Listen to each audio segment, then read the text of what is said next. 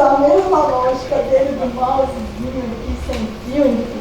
Qualquer coisa que você me ajuda. Você demora esse papel de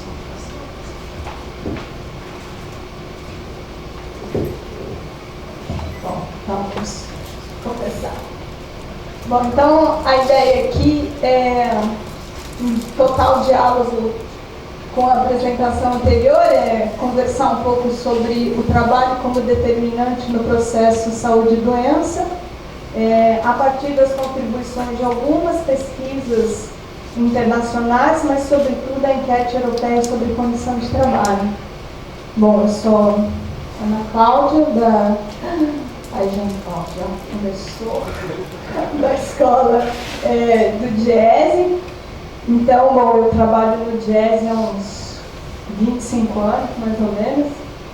E a partir de 98 eu comecei a lidar com a discussão do tempo de trabalho, muito mais a dimensão da flexibilidade, porque foi quando houve a implantação do banco de horas. Aí em 2001 a CUT chama o Diese para a gente começar a retomar a discussão pela redução da jornada de trabalho. E a partir de 2003, eu e o Cássio trabalhava no Diese, a gente coordenou a campanha pela redução da jornada de trabalho sem redução de salários. E essa campanha tinha um foco muito mais na questão da redução da jornada e da flexibilidade do tempo de trabalho, e a questão da intensidade ficava um pouco assim à margem dessa discussão. Até porque a gente pode ver que até hoje nem a questão da duração a gente conseguiu conquistar a redução. Bom, eu fiz o meu doutorado então sobre o tempo de trabalho, né, considerando essas três dimensões que o Sadi bem colocou, duração, flexibilidade e intensidade, mas com menos foco na questão da intensidade. Na realidade, os trabalhadores já me falavam muito sobre a intensidade, mas eu ainda não tinha elementos para compreender aquilo que eles estavam me falando sobre intensidade. Bom, depois eu fui fazer um pós-doutorado com o Sadi, justamente para aprofundar um pouco mais essa discussão da intensidade. E nesse pós-doutorado eu caí na discussão, literalmente caí na discussão da saúde do trabalhador. Eu fui fazer um segundo pós-doutorado para entender um pouco mais essa relação entre intensidade, trabalho e a saúde. E ao mesmo tempo a direção sindical do Diese definiu que a saúde também faria parte da temática analisada pelo Diese. Então a ideia era como é que eu analiso a jornada de trabalho incluindo a dimensão da saúde, como é que eu analiso, por exemplo, a questão da PLR incluindo a dimensão da saúde, a terceirização, a informalização, enfim. Então, como o Diese continua a discutir o trabalho, mas agora incluindo a dimensão da saúde. Então, a gente criou um grupo de estudo que a gente está chamando de Saúde, Trabalho e Ação Sindical, onde tem várias ações previstas, a construção, a gente já construiu uma disciplina, construiu um curso de extensão. Nós vamos, no ano que vem, lançar um anuário. A ideia é sistematizar um pouco quais são as informações sobre saúde que a gente já tem no Brasil e fora um pouco, mas a ideia também é construir novas informações sobre a questão da saúde. Então a gente está abrindo um bloco temático na PED sobre a questão da saúde, mas a nossa intenção, que a gente sempre tem grandes intenções, objetivos no Diese, é construir uma grande pesquisa sobre trabalho e saúde. Só eu que faço, né? Meu Deus, não vai dar certo isso. Bom, eu acho que sim, sabe? Respondeu o meu posto. Isso, por favor, foi tão bom ontem, né? Para que lugar? Para onde serve? Bom, então, de que contexto nós estamos falando? Já foi discutido aqui ontem, eu não preciso mais me aprofundar, então, enfim, todas essas mudanças na economia e na política estão impactando, como sempre, profundamente o trabalho. Tem algumas mudanças que a gente diz que são as mudanças mais visíveis, por isso elas são objeto de negociação, objeto de políticas públicas, objeto de pesquisa, né? Então, a questão do emprego, das formas de contratação, a questão dos direitos. Há outras mudanças que estão acontecendo, mas que não são assim tão visíveis, portanto, elas também não estão assim ainda efetivamente dentro do processo de negociação, né? A Mário acabou de trazer aqui, que é essa questão da gestão pelo estresse, a intensidade, a pressão, o aumento do controle sobre os trabalhadores, né? O aumento da responsabilização, a questão da sobrecarga mental e emocional, mas menos visível ainda para a sociedade são os impactos dessas mudanças na saúde do trabalhador. Né? Então a gente está vendo que crescem e diversificam os tipos de adoecimento. Pode ir. Aqui, enfim, só um monte de informação sobre a questão da saúde, alguns, quer dizer, na verdade, sobre a questão da doença. Então, 1 em cada 4 trabalhadores europeus sofrem de doenças relacionadas ao trabalho. O estresse é a causa de 50% a 60% do total de perdas de dias de trabalho.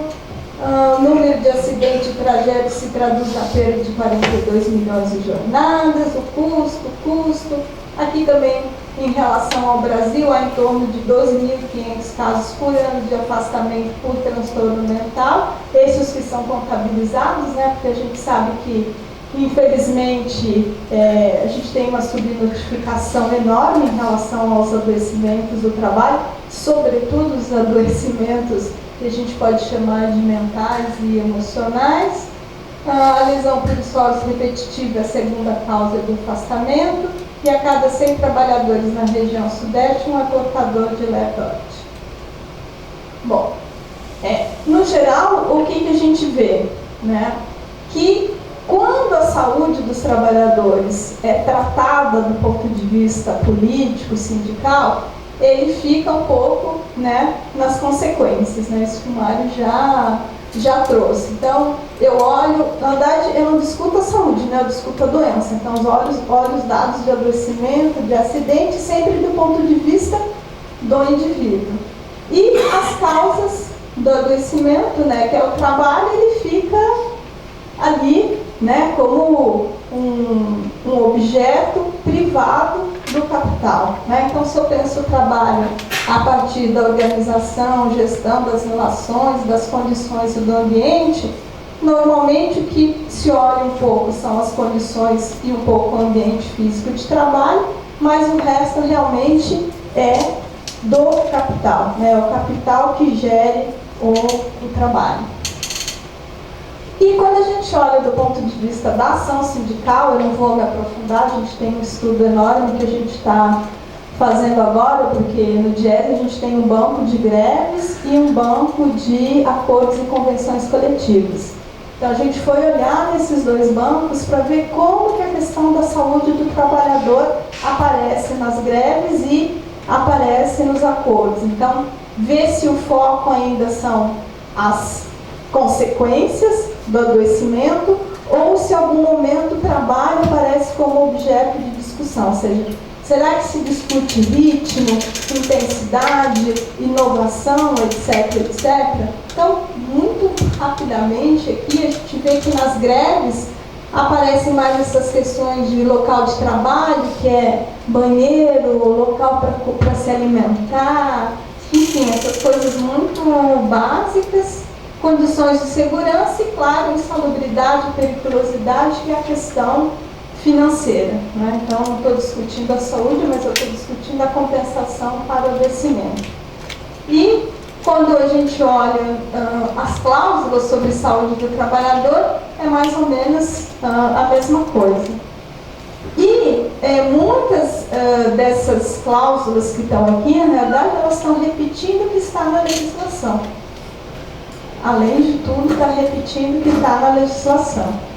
Pode passar. Então, isso é só Então, considerando esse contexto, né, qual é o objetivo? Então, o objetivo é, a partir da análise dos dados de diversas pesquisas internacionais sobre trabalho e saúde, discutir como, no contexto atual, o trabalho pensado condição, gestão, organização e ambiente, ele determina e contribui para, na verdade, para o processo saúde e doença, né? Mais do que para adoecimentos, mas no processo saúde e doença. Então, construir conhecimento teórico metodológico de conteúdo que possam subsidiar a construção de uma pesquisa sobre trabalho e saúde no Brasil.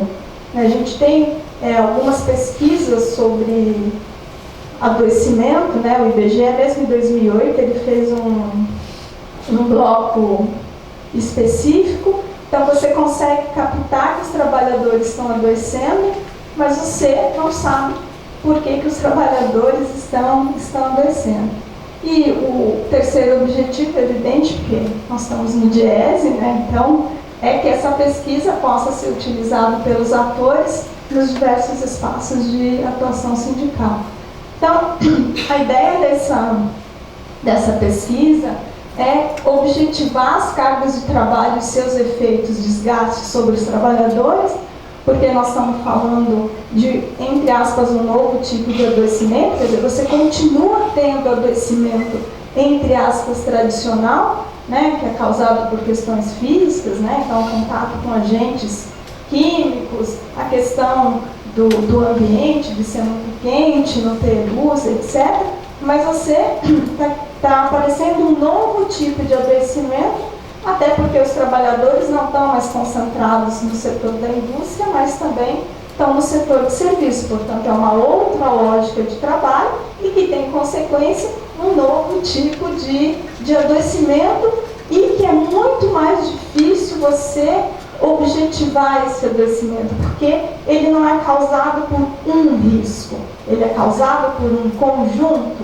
Né? Então, por exemplo, eu posso estar submetida a uma pressão grande de trabalho, eu posso ter que escrever, sei lá, 5 artigos durante um ano, mas, por outro lado, eu posso ter uma equipe que me ajuda, eu posso ter autonomia para definir o momento que eu vou escrever, não é? Ou não. Pode ser que eu tenha que escrever 5 artigos, não tenha equipe, tenha outros trabalhos para realizar. Então, enfim, a gente não pode mais pensar do ponto de vista de um risco pontual, mas a gente tem que pensar do ponto de vista da carga de trabalho a qual nós estamos submetidos. Né? É muito fácil, é só cada um olhar aqui para o seu próprio cotidiano. Né? É muito importante ter as pesquisas, mas é importante também a gente olhar para nós e para o nosso entorno, que a gente vai perceber um pouco a quais cargas de trabalho nós estamos submetidos. Então, a ideia de ter uma pesquisa é objetivar,